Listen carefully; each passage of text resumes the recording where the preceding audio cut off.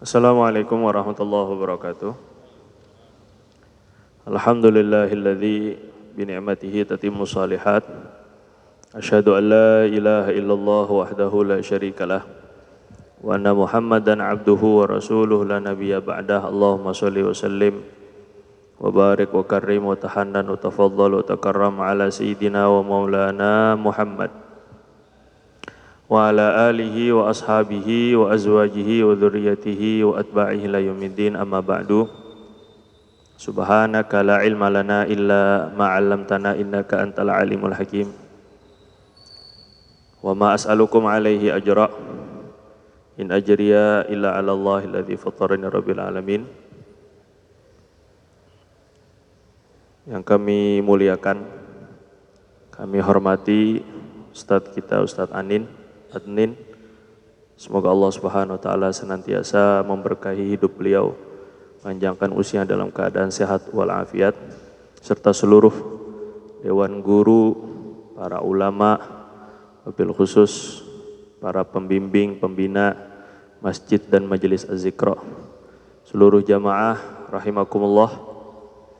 Allah Subhanahu wa taala menghidupkan kita, mewujudkan kita dari ada menjadi ada, dari tiada menjadi ada, ini punya tujuan dan maksud. Allah Subhanahu wa taala mewujudkan kita tanpa pernah bertanya kita ini mau jadi apa, mau lahir dari rahim siapa, kapan wujudnya, dan mau berbentuk apa. Allah Subhanahu wa taala yang menguasai hidup kita enggak pernah nanya kita ini mau dilahirkan atau tidak. Semuanya murni keputusan Allah Subhanahu wa taala. Maka sebagaimana wujudnya kita di alam dunia ini tanpa kehendak kita, besok pulang kepada Allah Subhanahu wa taala pun juga tanpa kehendak kita. Allah tidak akan bertanya apakah udah mau mati atau belum. Allah tidak bertanya mau mati di mana, tuh Allah nggak pernah kompromi. Maknanya hidup dan mati kita ini murni milik Allah Subhanahu wa taala. Banyak orang yang rajin olahraga, minum vitamin, suplemen, makanannya terjaga, tapi waktunya mati. Banyak orang yang sudah sakit lama, bertahun-tahun stroke, koma, gak mati-mati. Karena memang hidup dan matinya milik Allah. Maka dalam hidup ini tidak boleh semaunya. Karena memang hidup kita bukan milik kita. Kita tidak boleh hidup ini semau kita, tapi harus semau Allah yang punya hidup dan mati kita. Qul inna salati wa nusuki wa mahyaya wa mamati lillahi rabbil alamin. Ini prinsip. Semua salat, ibadah, hidup, mati ini milik Allah dan untuk Allah. Semua yang dilakukan ini punya membina keluarga, niatnya untuk Allah, karena Allah. Kita punya nyari rezeki, niatnya untuk Allah, dari Allah, untuk Allah. Kita ini mau sehat, niatnya untuk taat kepada Allah Subhanahu wa taala. Maka tidak ada satupun di dunia ini yang tidak boleh kita jadikan taat kepada Allah. Pakai pakaian niatnya taat ke Allah. Ini kita ini pakai pakaian ini, pakai baju ini, niat apa enggak ini? Kalau enggak niat maka pakai bajunya enggak jadi ibadah. Ibu-ibu yang pakai baju hias semata-mata niat jadi cantik, ini enggak jadi ibadah. Tapi niatnya nutup aurat untuk taat kepada perintah Allah, jadi ibadah. Saat ketika naik kendaraan, mengamalkan sunnah-sunnah yang ada di atas kendaraan, niatnya untuk apa? Niat datang ke sini untuk apa ini? Maka jadi taat kepada Allah. Segala sesuatu yang dipakai untuk taat jadi berkah. Tongkatnya Nabi Musa itu nggak ada apa-apanya. Tongkatnya Nabi Musa itu hanya kayu biasa, pohon dipotek gitu, dipatahin kemudian dipakai untuk gembala kambing. Nggak ada nilainya. Tongkat itu tongkat biasa Pak, bukan dari kayu apa gitu, enggak. Nah, ini kayu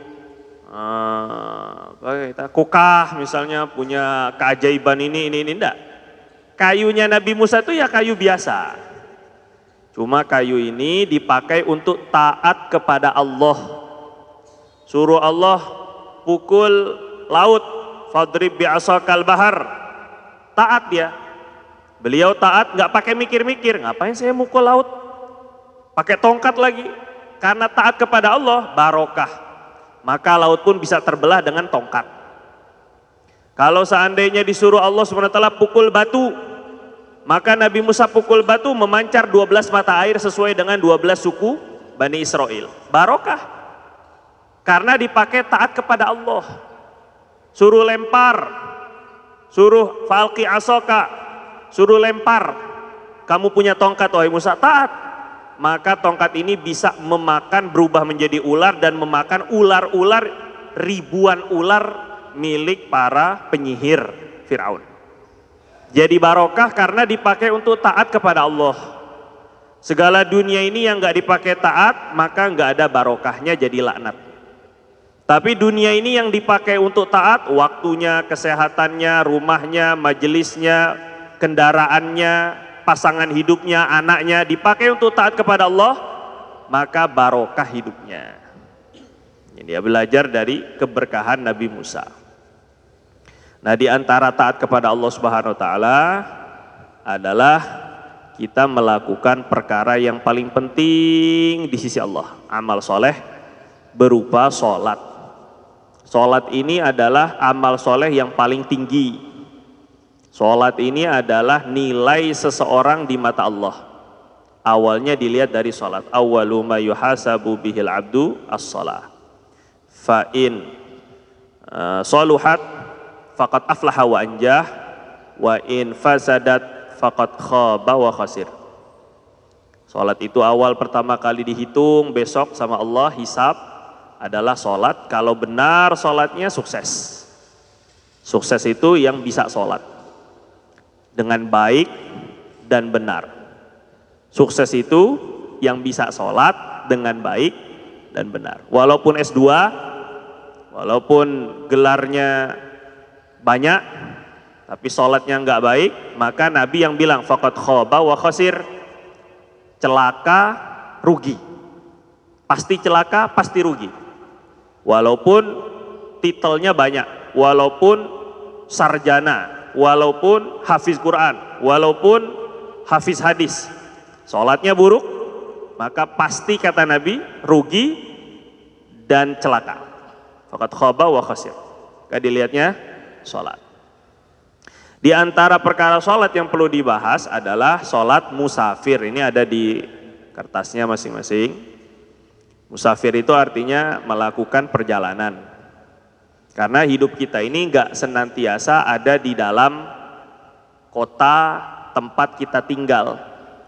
Suatu saat kita perlu melakukan perjalanan keluar negara, keluar daerah, keluar kota, keluar kampung. Bahkan para nabi-nabi itu senangnya itu jalan-jalan. Wah, iya. Tapi nggak kayak kita, jalan-jalan naik gunung, manjat-manjat, tancepin bendera, foto-foto selesai. Nggak ada manfaatnya. Tapi kalau nabi-nabi itu jalan-jalan dakwah, jalan-jalan tafakur, jalan-jalan melihat keagungan Allah, ingatnya Allah.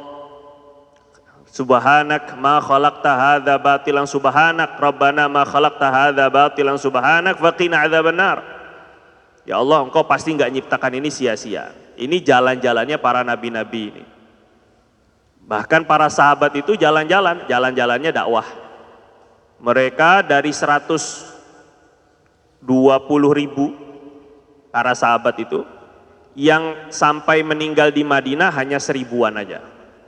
Selebihnya berarti berpencar ke seluruh alam, jalan-jalan. Nabi SAW katakan, siyahatu ummati al-jihadu fisabilillah. Jalan-jalannya umatku itu mestinya jihad di jalan Allah. Jihad itu artinya berkorban, mengorbankan waktu, mengorbankan harta, mengorbankan tenaga, mengorbankan harga diri, mengorbankan kesehatan, mengorbankan keluarga, mengorbankan apa saja itu namanya jihad untuk mendapatkan ridho Allah. Kalau dulu jihadnya itu adalah perang, sebenarnya makna jihad itu bukan perang, Jihad yang sesungguhnya itu niatnya adalah dakwah. Para sahabat itu semua jihadnya itu ketika dakwah sudah ditahan. Gak boleh lagi dakwah di negara itu, gak mau menerima dakwah bahkan melawan, maka baru ada perang. Jadi perang itu solusi terakhir jihad, bukan tujuan utama jihad. Sehingga jihadnya umat Nabi ini tujuannya sebanyak-banyaknya menyelamatkan orang dari neraka ke dalam surga. Bukan sebanyak-banyaknya membinasakan orang ke dalam neraka. Kalau seandainya belum apa-apa, didakwahi belum, dengan kasih sayang belum, dengan diplomasi belum, dengan disampaikan ilmu belum, tiba-tiba main tembak-tembakin aja, main bom-bom aja. Ini sama saja jihadnya setan. Membantu setan kebanyakan orang masuk dalam neraka. Kalau mereka mati dalam keadaan tidak beriman kepada Allah, maka mereka masuk neraka. Sama seperti membantu setan cepat masuk neraka banyak temannya. Nah, ini penting sekali ini. Jadi jihad yang sejati itu dakwah kepada Allah. Jihad juga termasuk nuntut ilmu. Antum ini keluar daripada, kita ini keluar daripada rumah, pergi daripada tempat tinggalnya, ada yang dari Cilodong, ada yang dari Cibinong, ada yang dari nggak tahu lah dari mana-mana, pokoknya banyak lah kan ya. Nanggewer, ada Nanggewer ya. Ini tuh semuanya dalam rangka mendapatkan ridho Allah. Bukan untuk selfie-selfie. Bukan untuk terkenal toh kita ini. Kita ini untuk dapat ilmunya Allah Subhanahu wa taala. Kalau orang jihad kemudian dengan hijrah. Hijrah itu artinya ninggalin sesuatu. Hijrah daripada tempat tinggalnya, sekarang antum ini sedang hijrah ke Madinah dulu itu. Dulu orang Yaman datang kepada Nabi dari Yaman jauh-jauh, orang-orang Bani Asy'ariyah itu dipimpin oleh Sayyidina Abu Musa al-Asy'ari, datang kepada Nabi 1 bulan ngaji, daurah. Nanti pulang ke Yaman, dakwah di Yaman, nyebarin ilmu yang didapat sama Nabi selama 1 bulan. Ada yang sampai ngaji sama Nabi mondok di Madinah itu 1 tahun. Nanti pulang kembali ke daerahnya masing-masing. Jadi Nabi itu setelah di Madinah banyak lagi tamu-tamu yang datang untuk belajar ngaji sama Nabi SAW. Nah mereka kalau sudah selesai ngaji, nggak sekedar untuk diri pribadi mereka, tapi niatkan untuk menyebarkan kembali ilmu yang kita dapat. Nah ini baru belajarnya ala sahabat Nabi SAW. Mereka itu begitu. Walaula nafara min kulli firqatin minhum ta'ifatul yatafaqahu fiddin waliyunziru qaumahum idza raja'u la'allahum yahdharun. Kata Allah, harus ada sekumpulan orang yang enggak ikut jihad keluar, tapi mereka jihadnya dengan cara tafaqquh fiddin, belajar ilmu agama. Tapi tujuannya enggak semata-mata belajar. Nanti kalau mereka sudah pulang, liyunziru qaumahum, kasih peringatan, sampaikan ilmu kepada orang-orang sekitar kita, keluarga kita, tetangga kita, jamaah kita, teman-teman kita, komunitas kita, agar orang-orang yang kita sampaikan jadi takut kepada Allah Subhanahu wa taala. Ini tujuan kita belajar ilmu. Jadi bukan semata-mata yang penting datang syukur, udah paham nggak paham ya bodo amat, nggak begitu, nggak. Kita datang ini niatnya untuk ngambil ilmu, maka usaha untuk paham, niat untuk disampaikan, insya Allah itu ya. Nabi janji orang yang meninggalkan sesuatu karena Allah, Allah akan ganti dengan yang lebih baik. Man taraka syai'an la yatrukuhu illa lillah awwadahullahu khairan minhu. Dalam riwayat Tabarani, Nabi bilang yang meninggalkan sesuatu tapi nggak meninggalkan kecuali niatnya karena Allah. Saya ninggalkan nonton, sekarang ini waktunya misalnya biasanya waktu nonton, tinggalkan nonton karena Allah. Saya ninggalkan, mungkin ada yang suka ini jadwalnya ngegoes ini, wah, ini ngegoes-goes nggak tahu apalah maksudnya. Tapi ditinggalkan karena mau ngaji, karena mau dapat ridho Allah. Nanti Allah ganti dengan yang lebih baik. Mungkin antum lebih sehat daripada yang suka ngegoes. Masya Allah. Mungkin antum lebih semangat daripada yang suka nonton misalnya. Kita nggak tahu apa yang Allah ganti. Mungkin rezekinya, mungkin anak yang soleha, mungkin keluarga sakinah mawaddah warahmah, mungkin waktunya yang penuh barokah. Pokoknya pasti Allah ganti dengan yang lebih baik. Nah ini dia. Itu namanya hijrah. Ya. Dalam sholat musafir, pembahasannya itu dua. Ada pembahasan masalah qashar. Qashar itu meringkas sholat yang tadinya 4 rakaat jadi 2. Sebelah kiri itu ya. Kemudian ada yang kedua pembahasannya jamak. Nanti qashar kita akan bahas setelah jamak. Ada pembahasan mengenai jamak.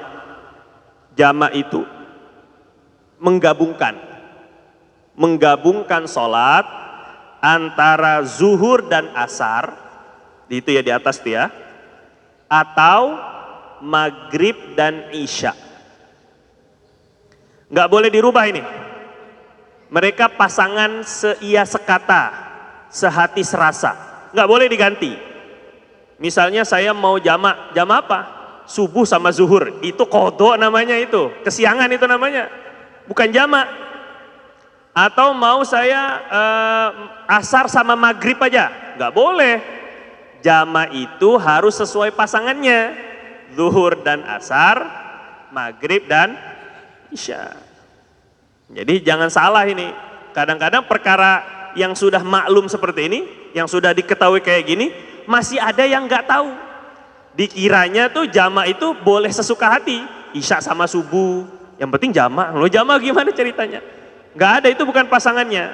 Pasangan jamak itu hanya 2, zuhur dan asar. Ini satu pasangan, sama maghrib sama isya. Ingat ini ya. Bahkan kalau ada orang yang menggabung, menjamak sholat tanpa syaratnya terpenuhi, maka dia sudah melakukan dosa besar. Jamak syaratnya nggak terpenuhi, atau nggak ada uzur, nggak ada alasan untuk bisa jamak, sengaja, maka dia telah melakukan dosa besar. Walaupun sholatnya tetap sah, sholatnya menggugurkan kewajiban, tapi tetap mendapatkan dosa karena melalaikan dari waktunya. Fawailul musallin alladzina hum an salatihim sahun. Yang lalai dari sholatnya, nunda sampai keluar waktunya. Akhirnya karena sudah keluar waktunya, sholatnya jadi digabung, zuhur sama asar. Padahal dia nggak dalam keadaan musafir, padahal nggak ada uzur untuk jamak. Dia sholat gabung karena nunda-nunda. Ini Allah bilang fawailun, tetap celaka nanti. Nabi SAW dalam riwayat Tirmidzi katakan, man jama'a as-salataini bi ghairi udhur, siapa yang menggabungkan 2 sholat tanpa uzur, faqad ata baban min abwabil kabair, maka dia sudah mendatangi salah satu pintu dosa besar. Itu gabungi sholat. Gimana kalau nggak sholat sama sekali? Ini yang sudah qadha, gimana kalau nggak diqadha? Maka penting sekali untuk memperbaiki diri, diawali dengan memperbaiki sholat. Jangan digabung-gabung. Kalau sholatnya diakhir-akhirkan sampai akhir waktu tapi masih dapat, itu tanda sholat munafik. Sholatnya sah, dosa sih enggak, cuma terancam tergolong orang munafik. Nabi katakan sholatul munafiqin, sholatnya orang-orang munafik, mereka ini menunggu sampai asar itu ditunda, akharus sholat, mereka menunda sholat sampai idza gharabati syams, ketika matahari sudah mau tenggelam, yankuru nukratal ghurab, mereka sujud dan rukunya itu cepat-cepat, seperti ruku dan sujudnya gagak-gagak yang makan bangkai. Ini sholat orang munafik. Sholat asarnya dientar-tarin, sholat zuhurnya dinanti-nanti, sampai waktu udah mau habis baru cepet-cepet sholat. Akhirnya ruku dan sujudnya buru-buru, takut waktunya keburu habis, seperti halnya burung gagak yang mematuk-matuk bangkai, kata Nabi. Itu sholat munafik. Ini orang-orang munafik itu bukan nggak sholat. Kalau nggak sholat itu, kalau Imam Ahmad bin Hambal udah kafir. Kalau menurut Imam Ahmad bin Hambal dan banyak sahabat menganggap orang yang nggak sholat tanpa alasan kafir. Tapi kalau orang munafik ini sholat cuma di akhir waktu. Maka hati-hati sekali, kita usahakan untuk tidak menunda-nunda sholat. Takut tergolong orang munafik. Terus kemudian ini masalah jamak. Nah, penting sekali selalu saya tekankan. Jamak itu apa artinya? Menggabungkan sholat. Qashar itu meringkas sholat. Yang tadinya 4 jadi 2. Jamak menggabungkan. Qashar meringkas. Sekali lagi, jamak menggabungkan. Qashar meringkas. Jamak menggabungkan. Qashar. Oke. Orang yang menjamak tidak harus qashar. Orang yang qashar tidak harus jamak. Nah, banyak orang salah paham kalau orang jamak pasti qashar. Kalau orang qashar pasti harus jamak. Enggak mesti. Ada orang pingin jamak saja tapi enggak mau qashar. Misalnya sholat zuhur ditunda ke waktu asar. Namanya jamak takhir. Tapi mengerjakannya 4-4. Berarti hanya jamak tidak qashar. Paham ini? Ada orang yang mau qashar aja. Sholat zuhur di waktunya, tapi jadi 2 rakaat. Sholat asar di waktunya, tapi 2 rakaat. Enggak ada yang digabung. Ini hanya qashar, tidak jamak. Jadi jamak dan qashar ini 2 perkara yang berbeda. Enggak mesti disatukan. Biasanya memang orang yang jamak qashar juga. Itu biasanya. Ini enggak mesti harus ngikuti biasanya. Yang penting tahu dulu hukumnya. Jelas ya? Pahami ini dulu. Karena nanti syaratnya akan berbeda. Antara syarat jamak sama syarat qashar ini ada sedikit yang berbeda. Maka harus dipisahkan terlebih dahulu. Orang jamak enggak mesti qashar, orang qashar enggak mesti jamak. Jelas kira-kira? Oke. Jamak ini sendiri dibagi menjadi 2. Ada jamak takdim. Takdim itu memajukan. Dari asar dilakukan asar di waktu zuhur, dimajuin. Isya dimajuin ke waktu maghrib, namanya takdim. Ada jamak takhir, menunda. Zuhur dilaksanakannya di waktu asar. Maghrib dilaksanakannya di waktu isya. Jelas ini ya. Kalau ibu-ibu, bapak-bapak repot, ngingetnya takdim apa ya? Takdim, takhir, repot akhirnya. Pas lagi melakukan, biasanya gini, ini musibah kita. Musibah kita ini, belajar pas waktu ngaji paham, pas waktu praktek lupa. Waktu ngaji kayaknya paham banget. Pas lagi pulang kampung, jamak yuk. Jamak apa ya? Takdim, takhir, lupa nih, istilahnya aja lupa. Nanti syarat-syaratnya lebih. Nah makanya ini penting sekali ya, dipahami betul-betul, habis itu diserahkan ke Allah. Difahami betul-betul, nanti dititipin ilmunya ke Allah. Minta sama Allah, nanti kalau saya perlu ya Allah, tolong kembalikan ilmu itu kepada saya. Caranya gitu. Ya. Takdim memajukan, takhir menunda, mengakhirkan. Nah, kita bahas yang takdim dulu. Untuk jamak takdim, asar ke zuhur, isya ke maghrib. Oke. Yang pertama syaratnya, ada 6 syaratnya nih ya. Syarat yang pertama, melaksanakan sholat pertama terlebih dahulu. Artinya sholat harus sesuai urutan. Zuhur sama asar duluan mana? Duluan mana? Zuhur. Maghrib sama isya? Maghrib. Maka untuk memajukan sholat maghrib ke waktu isya, memajukan sholat asar ke waktu zuhur, harus dilakukan sesuai urutan. Sholat zuhur dulu, baru sholat asar. Sholat maghrib dulu, baru sholat isya. Kira-kira jelas? Oke, itu yang pertama syaratnya. Syarat yang kedua, niat dalam hati untuk melakukan jamak takdim. Niatnya apa? Ini saya sengaja ini saya pakai bahasa Indonesia Raya. Biar nggak dibilang Tuhan orang Arab. Enggak ini. Karena niat itu memang di dalam hati itu udah cukup. Niat itu. Nah, bahasa hati itu yang penting faham. Niat itu boleh pakai bahasa Indonesia boleh ya. Niat jamaknya saya niat jamak takdim.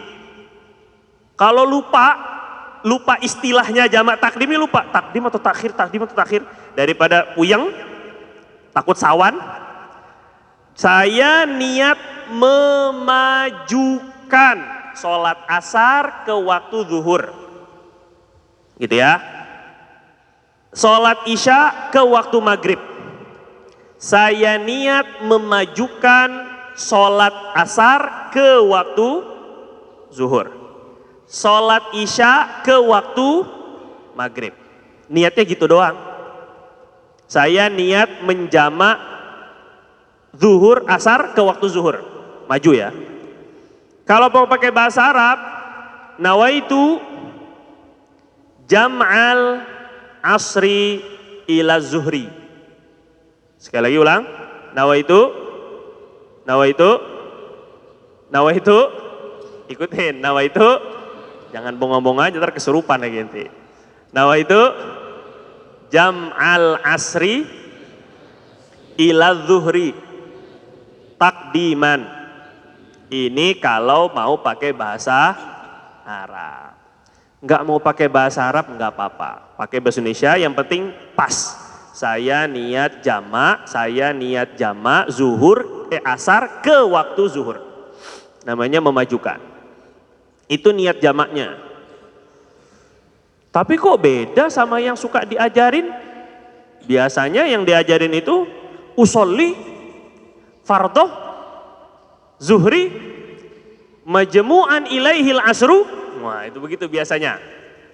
Nanti saya jelaskan ya masalah itu. Saatnya sekarang, waktunya kapan niat itu? Melakukan niat itu saat melakukan sholat yang pertama sebelum selesai salam yang pertama. Niat jamak itu ketika melakukan sholat yang pertama sebelum salam. Jadi mau niatnya di takbirat sholat zuhur atau maghrib ya, niat jamaknya tadi. Boleh niatnya di takbiratul ihram boleh. Nah, niat yang di takbiratul ihram itu yang suka diajarkan oleh ulama-ulama terdahulu. Usolli fardhu zuhri majmu'an ilaihil asru. Tapi kalau salah-salah karena hafalannya kebalik-balik nih, majmu'an ilal asri, majmu'an ilaihil asru, majmu'an nggak tahulah majmu lah pokoknya. Nggak bisa begitu. Lebih baik daripada repot, nggak usah niatnya di takbiratul ihram. Kalau bapak ibu mau menjamak takdim, niatnya di waktu sholat aja. Boleh niatnya ketika baca fatihah, boleh niatnya ketika ruku, boleh niatnya ketika sujud, tahiyat. Pokoknya sebelum selesai salam yang pertama assalamualaikum, mim, kum. Niat dulu jamak takdim. Ini penting ini. Kadang-kadang santri suka rihlah atau suka ziarah. Ini jamak. Tapi nggak ngerti jamak apa. Kalau jima ya tahu. Kalau jamak ya nggak tahu ini kan. Nah, antum ini. Nah kalau jamak harus tahu niat jamaknya kapan. Waktu melaksanakan sholat yang pertama. Jadi dimohon kepada amir, pimpinan-pimpinan rombongan, bapak-bapak misalnya, ketika nanti menjadi imam untuk sholat jamak, apalagi kalau santri mungkin ustadz-ustadznya, tolong diingatkan waktu niat jamaknya. Jadi ketika mau sholat zuhur ya, sebelum sholat zuhur kasih tahu dulu, kita akan jamak asar ke waktu zuhur. Tolong nanti kalian kita niatnya ketika pelaksanaan sholat ya. Di dalam sholat saya niat menjamak asar ke waktu zuhur dalam hati. Saya niat menjamak asar ke waktu zuhur. Ini penting. Karena banyak orang yang keliru ketika dia sholat usolli fardhu zuhri seperti biasa. Kita diam antar ya. Ya. Pas dia sholat, sholatnya niatnya kayak biasa. Usolli fardhu zuhri, terus sholat sampai salam. Setelah salam baru dia ketika sholat asar niat. Saya niat sholat asar dijamak ke waktu zuhur, nggak sah. Karena niatnya itu di waktu pelaksanaan sholat pertama, bukan sholat kedua. Nah ini penting ini. Ketika niatnya di waktu sholat asar, pas pelaksanaan sholat, apalagi niatnya belum niat, sama sekali belum niat, pas waktu melaksanakan sholat asar, Allah usolli fardhal asri majmu'an ila zuhri. Ini nggak sah. Kenapa nggak sah? Karena niat jamaknya di sholat kedua. Syarat jamak takdim harus di sholat pertama. Niatnya di sholat zuhur intinya, bukan di sholat asar niat jamaknya. Nanti sholat asarnya seperti sholat biasa, usolli fardhal asri makmuman. Kecuali kalau kosor, usolli fardhal asri kosron makmuman, makmuman kosron, sama aja boleh bolak-balik. Saya niat sholat fardu asar kosor, itu kalau mau kosor. Tapi jamaknya udah nggak wajib lagi niat jamaknya. Kira-kira jelas nggak ini? Paham ini apa enggak? Jelas ya. Niatnya harus di pelaksanaan sholat yang pertama. Terus, yang nomor 3, syarat jamak takdim, kedua sholat dilakukan tidak terpisah waktu yang lama menurut uruf pertimbangan orang banyak. Penilaian orang banyak ini udah kelamaan belum? Misalnya kalau mau niat jamak takdim antara zuhur sama asar jangan lama-lama. Assalamualaikum warahmatullah. Assalamualaikum warahmatullah. Langsung qomat, sunnah qomat lagi ya. Qomatnya sunnah 2 kali, adzannya sunnah sekali aja. Qomat langsung sholat. Jangan zikiran dulu. Sallallahu alaihi wasallam, udah salam-salaman ini, baru jamak, nggak bisa, udah kelamaan tong, ini nggak bisa. Harus segera selesai sholat zuhur, qomat langsung asar. Ini untuk jamak takdim. Jelas ya? Nggak boleh lama. Kalau orang yang sholatnya pakai tayamum, kan nggak ada air. Akhirnya zuhur tayamum tadi kan, sebelum zuhur tayamum sudah. Habis itu sholat zuhur, untuk melaksanakan sholat asar harus tayamum lagi.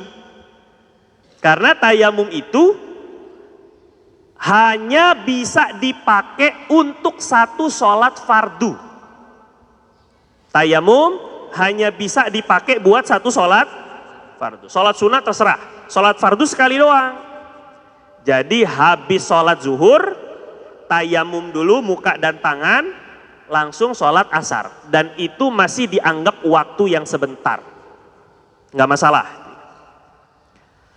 Kemudian nomor 4, sholat yang pertama sudah dilakukan secara sah. Seandainya ketika pelaksanaan sholat asar atau isya, sholat kedua nih, terus dia ingat, tadi saya baca Fatihahnya lupa di sholat zuhur.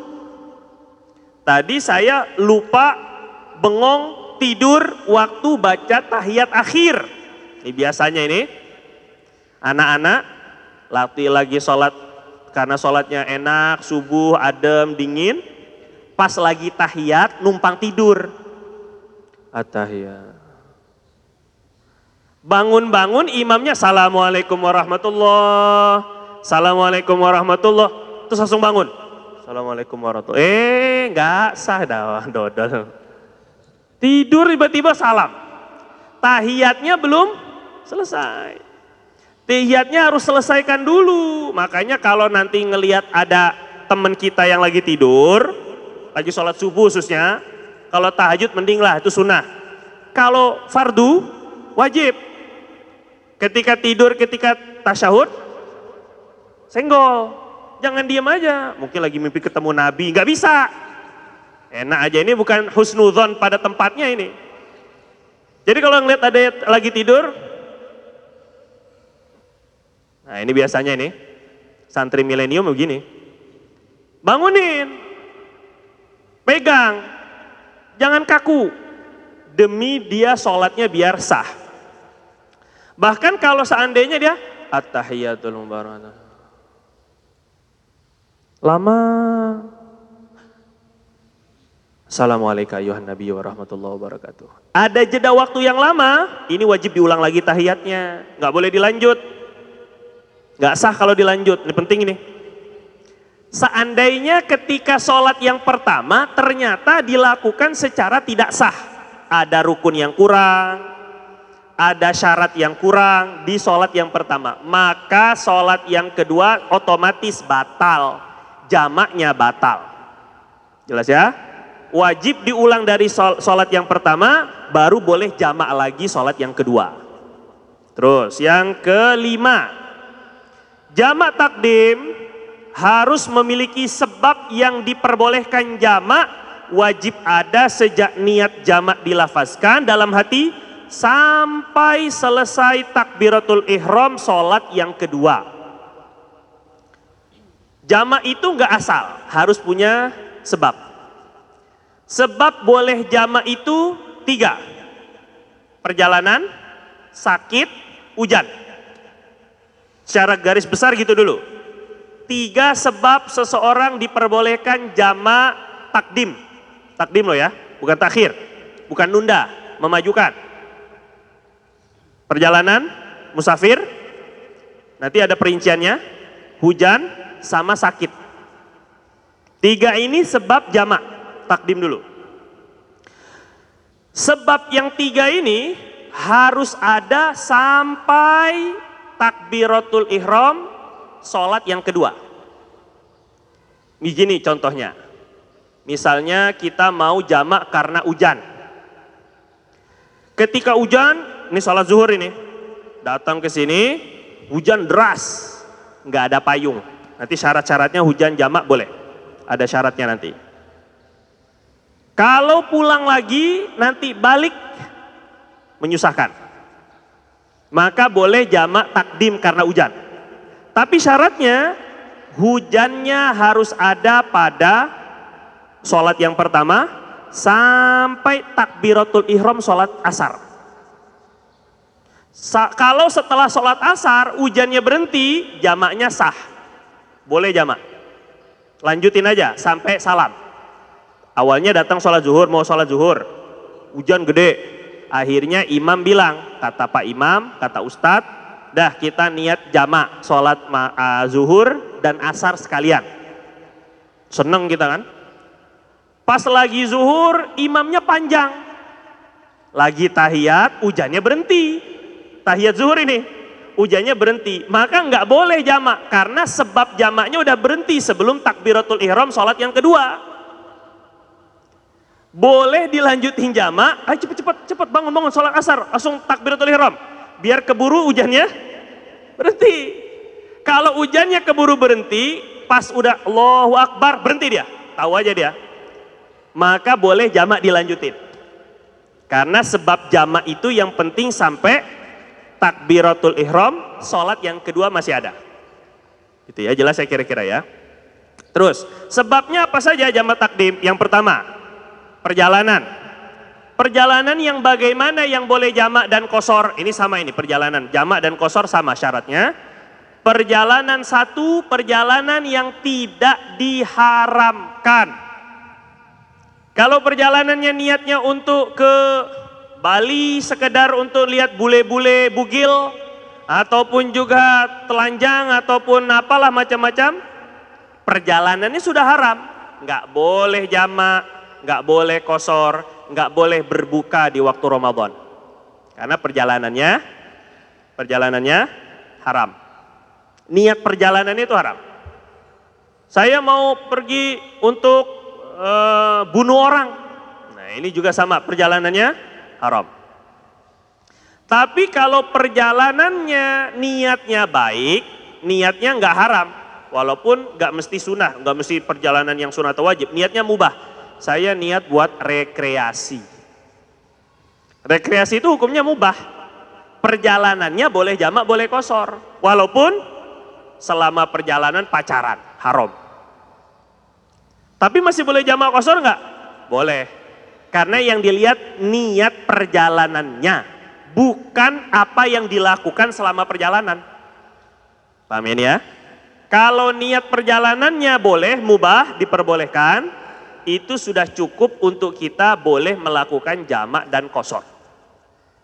Yang kedua, perjalanannya punya tujuan yang jelas. Nomor 2 ini, syarat perjalanannya punya tujuan. Saya mau pergi ke Surabaya karena mau mengunjungi tempat keluarga, boleh. Saya mau ke Mesir, mau belajar. Udah pernah ke Mesir belum? Belum. Nanti tinggalnya di alamatnya mana? Nggak tahu. Itu nggak apa-apa. Yang penting tahu mau ke Mesir gitu loh. Jadi nggak mesti tujuan tuh harus komplit sama data Google Map-nya ada. Nggak mesti begitu, nggak. Nggak perlu tahu detailnya nanti kemana. Yang penting tahu arahnya mau kemana.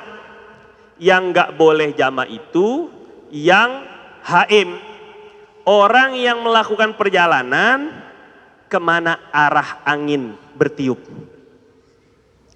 Saya melakukan perjalanan kemana takdir ini menuntun. Nggak ada itu.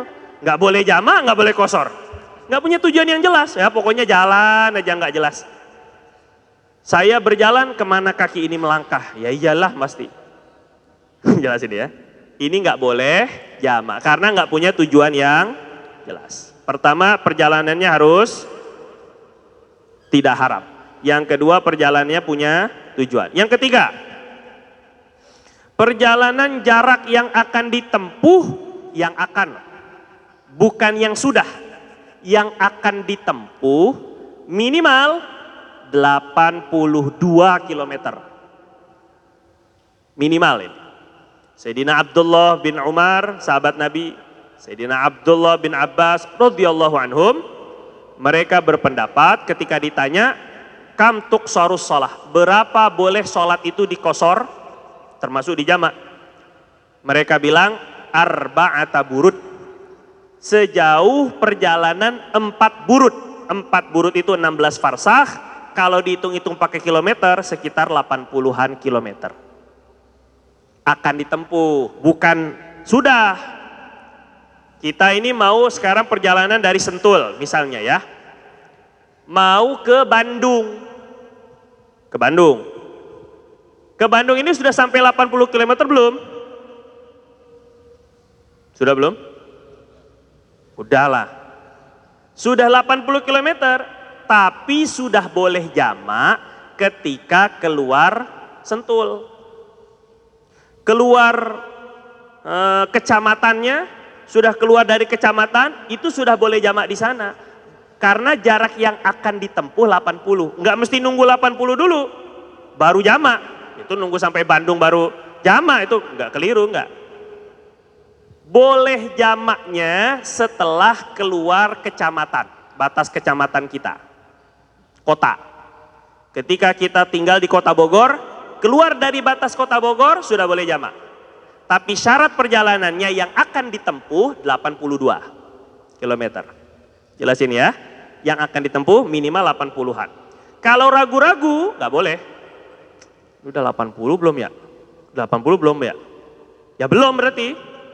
Berarti belum bisa jamak. Satu-satunya yang lihat Google.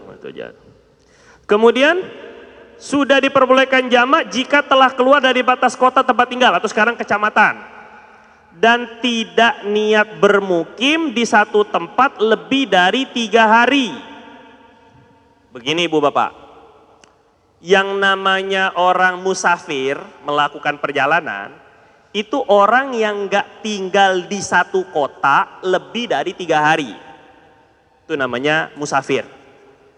Kalau Bapak Ibu misalnya pergi ke tempat keluarga di daerah Garut, dari sini ke Garut. Di Garut, di sana nanti ketika ibu atau bapak sampai Garut, niatnya tinggal di sana 3 hari saja. 3 hari itu tidak termasuk hari datang dan hari pergi. Senin, Selasa, Rabu, Kamis, Jumat, paling maksimal Jumat. Senin datang, Selasa, Rabu, Kamis tinggal. Jumatnya udah pergi lagi, maka sepanjang bapak ibu ada di Garut itu, sepanjang itu pula boleh jamak dan qashar. Sekali lagi ulang ya. Yang boleh jamak dan qashar itu yang tidak tinggal bermukim menginap lebih dari 3 hari. 3 hari ini tidak dihitung hari ketika datang, itu nggak dihitung. Hari ketika pergi nggak dihitung. Saya kasih contoh lagi. Kita pergi ke di Bandung, di sana niatnya 1 minggu, 7 hari. Hari datang hari Minggu, pulangnya hari Minggu lagi niatnya. Hari Minggu nggak dihitung, jelas ya? Hari Minggu nggak dihitung. Senin hitungannya, Selasa, Rabu, Kamis masih ada di sana. Maka dari awal datang di Bandung nggak boleh jamak, nggak boleh qashar. Ketika sampai di Bandung sudah tidak bisa jamak dan qashar karena niatnya tinggal di sana lebih dari 3 hari. Tapi kalau ketika datang ke Bandung, saya niat pulang hari Kamis, datangnya hari Ahad.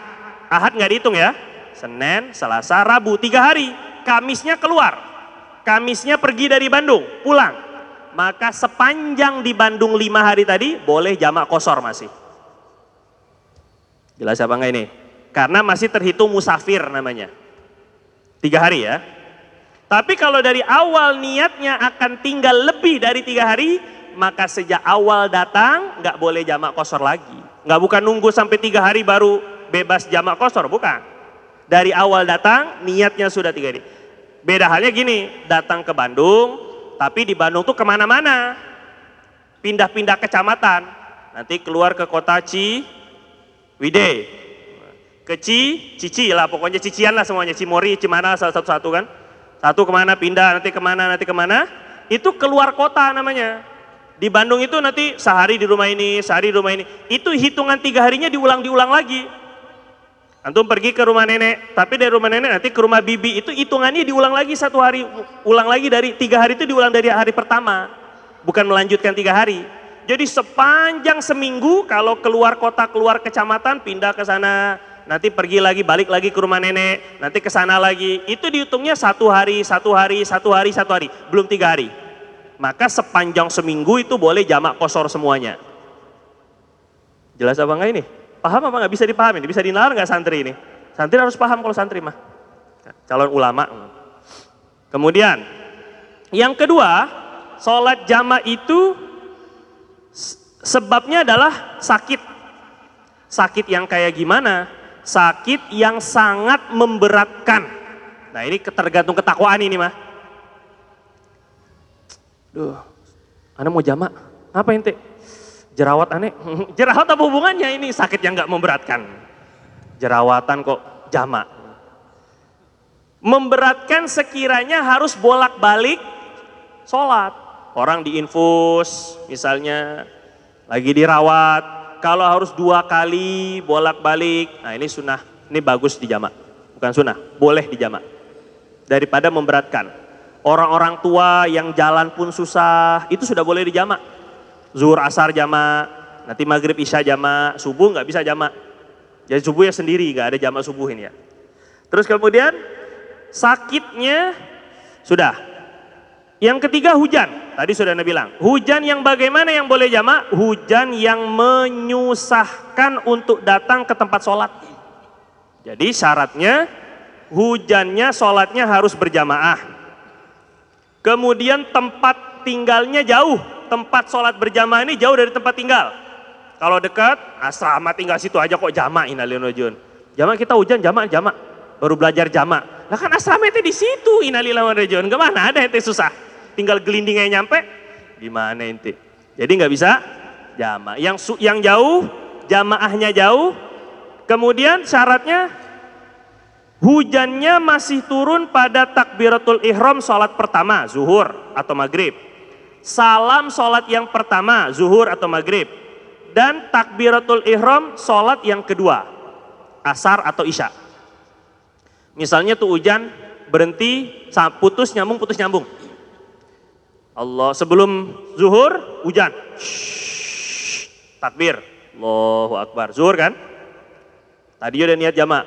nawaitu jam'a al-asri ila zuhri takdiman. Saya niat menjamak asar ke zuhur takdim. Berhenti. Sepanjang sholat berhenti nih hujan. Pas lagi tahiyat, hujan lagi. Salam, assalamualaikum warahmatullahi wabarakatuh. Salamnya ada ketika hujan. Langsung lanjut ke asar. Allahu Akbar. Berhenti. Setelah takbir berhenti lagi nih hujan. Maka sholat jamaahnya sah. Yang penting hujannya itu ada di 3 waktu. Ada di 3 waktu hujannya. Ada di takbiratul ihram, sholat yang pertama, salam sholat yang pertama, dan takbiratul ihram sholat yang kedua. Walaupun hujannya di tengah-tengah berhenti, sah jamaknya. Ya.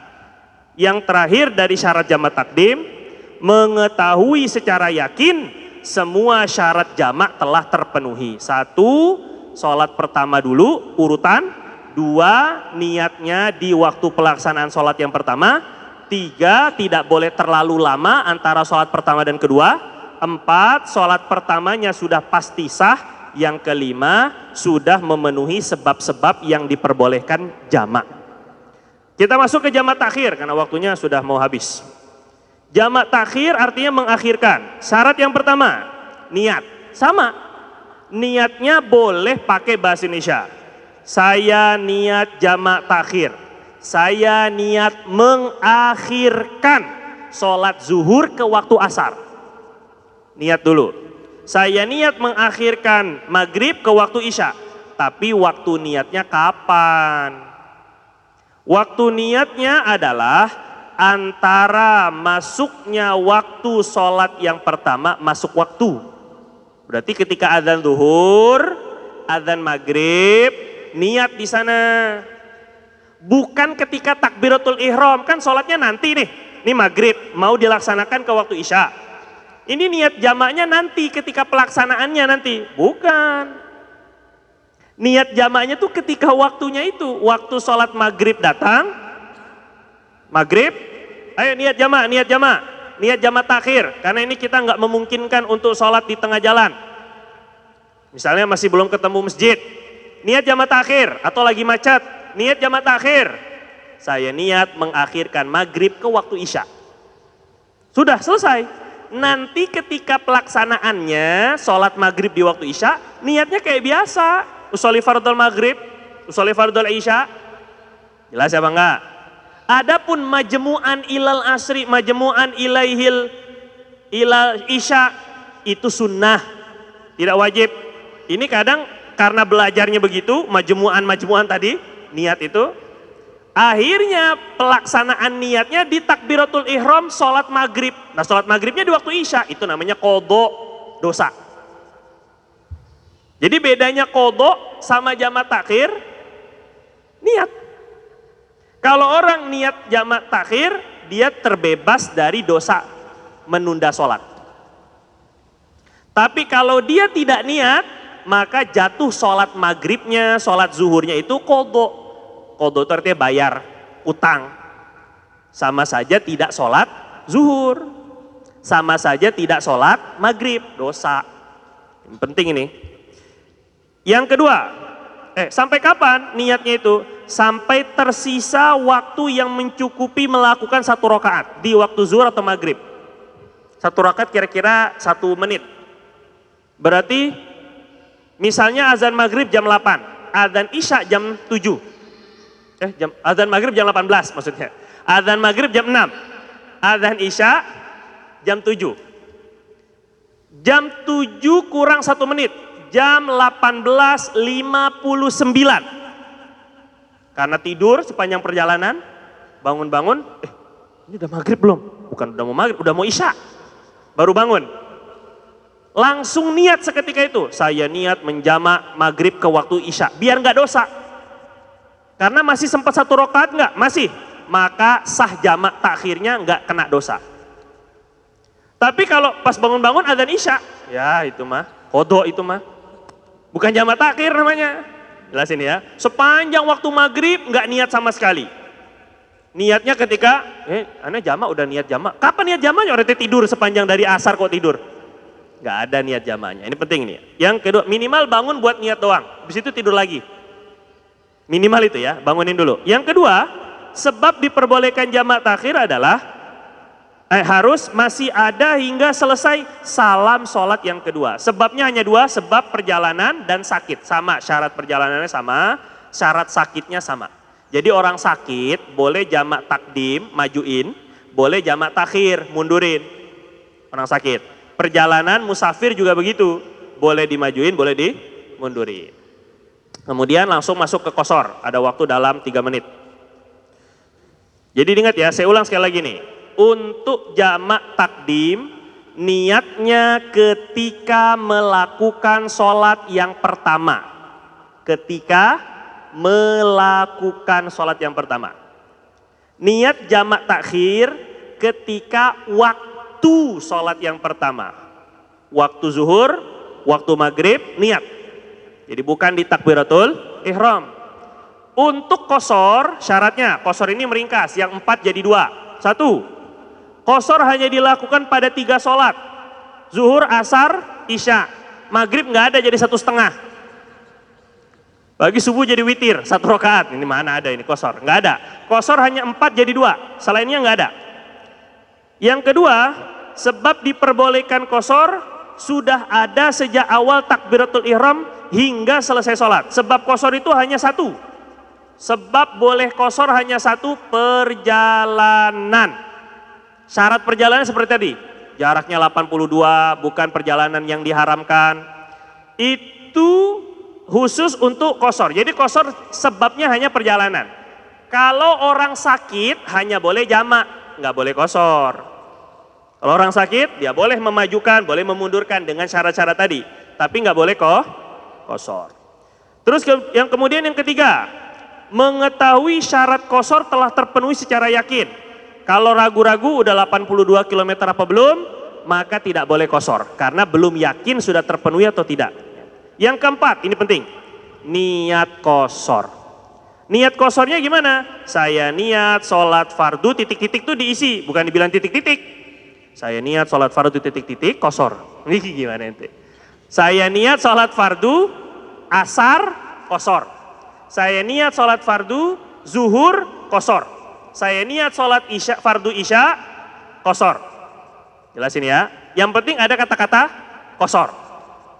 Terus kemudian niatnya dalam hati ketika takbiratul ihram. Nah, ini baru. Ketika takbiratul ihram harus sholat yang mau diqashar yang mana? Kalau sholat zuhur yang mau diqashar, maka usolli fardhu dhuhri qashron. Sholat asar juga mau diqashar, 2 kali niatnya, usolli fardhul asri qashron. Ketika takbiratul ihram sholat asar. Karena dua-duanya mau diqashar. Kalau yang diqashar hanya 1, zuhur doang, maka niat qasharnya zuhur. Kalau yang mau diqashar hanya di asar, maka yang niat qasharnya di asar. Maghrib ada qashar apa enggak? Enggak ada. Maka enggak bisa usolli fardhul maghribi qashron, enggak ada. Usolli fardhul maghrib seperti biasa, makmuman, imaman. Nanti isyanya usolli fardhul isya qashron. Jadi niat qashar itu di takbiratul ihram. Ini penting ya, beda dengan jamak, beda dengan qashar. Jamak takdim, jamak takhir, qashar. Ada 3 ini. Yang kelima, tidak boleh niat bermakmum. Orang yang qashar nggak boleh bermakmum kepada orang yang melakukan sholat secara sempurna 4 rakaat, walaupun sebagian sholat. Ada orang sholatnya 4 rakaat zuhur. Misalnya ini imam masjid kita. Ada musafir datang ke adzikro, musafir. Dia mau qashar. Tapi masbuk, dia ikut dengan imam di rakaat keempat, zuhur. Niatnya qashar, nggak boleh, nggak sah.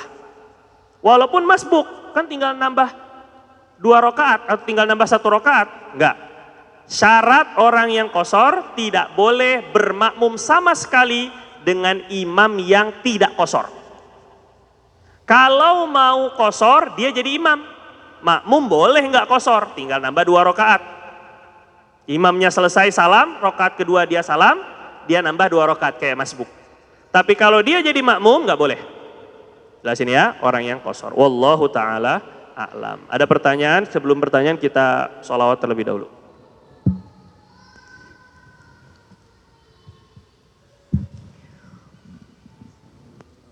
Sallallahu